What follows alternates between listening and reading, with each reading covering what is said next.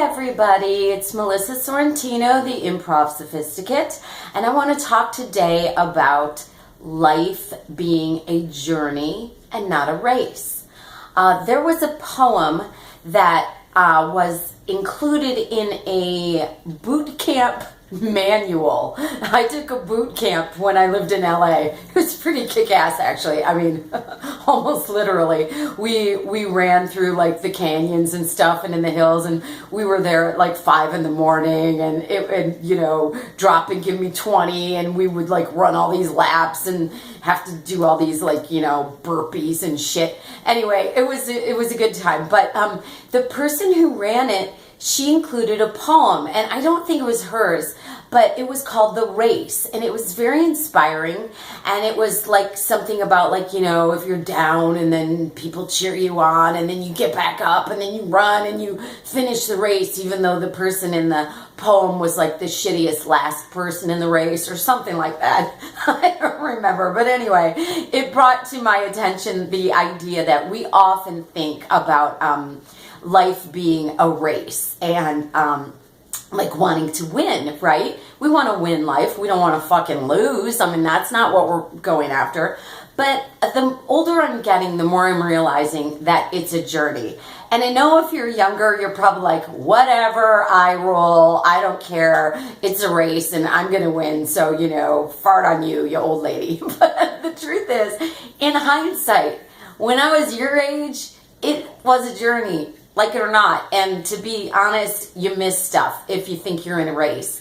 And then when you have that wake-up call that it's really a journey, you go, oh, crap. You know, I was running and I ran by a lot of flowers, and I ran by a lot of tangential off-ramps that I maybe could have explored and gone off that ramp, and it led me to a different destination.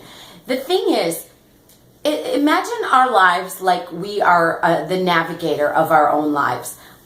I just noticed this looks like a spooky, like, woo, it was a dark and stormy night. It's raining here in Vegas, which for us is like, yay, my 4 half-dead plants are going to get a lot of saturation today. I want to show you, because it's like, it's really raining out there. Look at that, a slick road. Very Vegas, very, desert out here. So anyway, life being a journey, if we're the navigator, imagine that you you plot into your navigator where you're going. You know, you put in your little search bar, I'm going to my, you know, destination. And maybe your dream is, you know, you want to be an NFL quarterback. So you put that in, I'm headed to NFL quarterback. And then you follow the nav route. Well, by the time you get there, you don't know that maybe you are going to go into that navigator and change your destination as you learn more. And it's sort of an arrogance of youth that we have, and I'm calling it arrogance of youth because it's ignorance, but there's a level of arrogance if we look at it that way, and maybe that will sort of shave off the desirability of being that way a little bit if you think of it as being arrogant.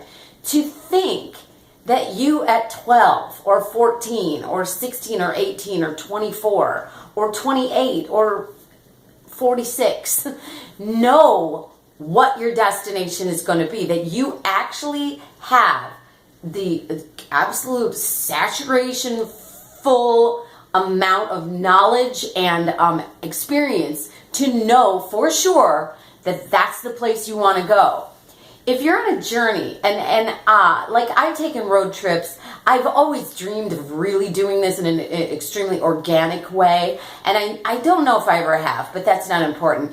Have you ever just taken a road trip and you decide you want to go someplace, but you're open to do something else?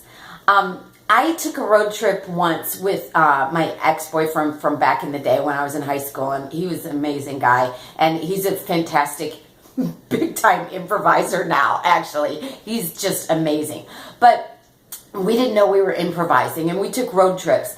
And when we would take a road trip, if we saw a sign, we were like, heck yeah, we're going there. And we'd just go and we'd explore that place and maybe run out of time. And maybe that's all we did that day. And we didn't end up doing, we just 86'd the initial idea of what we were going to do.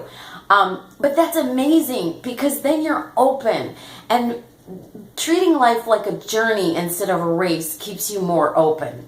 The second thing about treating life as a journey instead of a race is that it makes you less competitive.